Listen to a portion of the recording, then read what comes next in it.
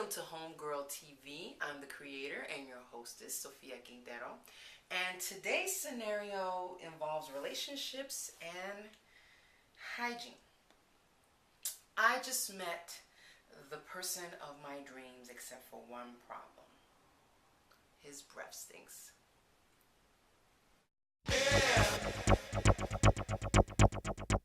This has actually happened to me before, but I don't know if it was the person's breath or some other thing happening hygienically speaking. Halitosis comes from a lot of different things. You know, what's he eating? What's he ingesting? What's going on with the dental care there? Maybe it's something that they don't know about. That would seem odd to me, but it could be that they don't know about it. I'd be straight up and I'd tell dude, I'm really attracted to you. It's just one thing. Please do not take offense. I'm only telling you this because I'm your friend, because I care about you, because I want to get to know you better. But there is a roadblock. Well, I carry on gum all the time. I don't think there's anything wrong with gum. I put myself immediately into people's shoes. So I put myself as the victim. Like, I wouldn't want people to leave me just because I got some bad breath. Like, help a sister out. Like, or help the brother out. Take him to the doctor. Go get some, gum or a scope, or buy him, a monthly, little subscription to Crest or something.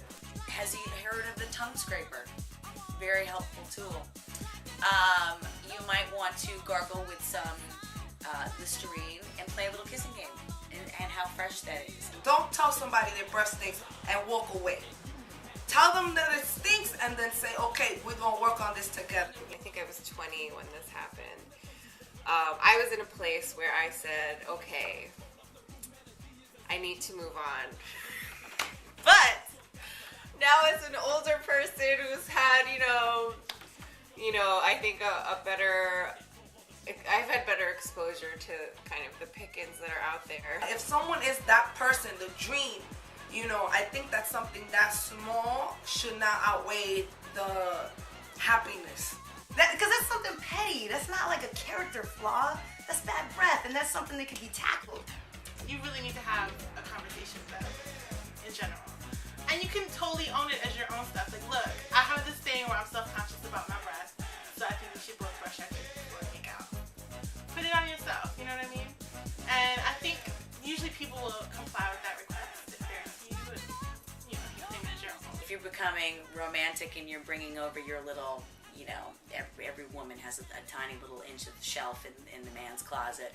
Maybe you buy some new toothpaste. Maybe you buy some stuff. Maybe you make that a fun, sexy thing. So if this is somebody that you kind of feel like is the one, then hopefully communication is open enough so that you can say respectfully and honestly but gently that maybe they need to go see somebody about halitosis. Like if you're talking to him about sex and your sexual positions and things that you want to do, you got to be able to talk to him about his breath.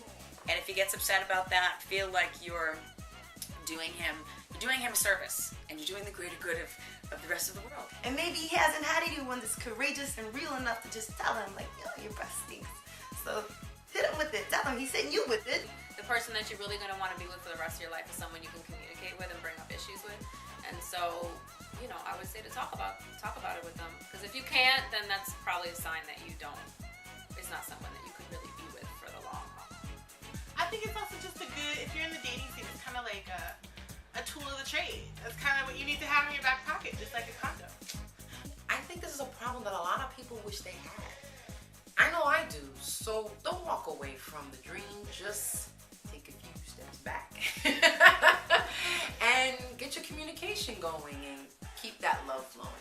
And if you've had experience with this situation, please log on to homegirl.tv and share your experience and what you did and how it worked out. We'd love to hear from you.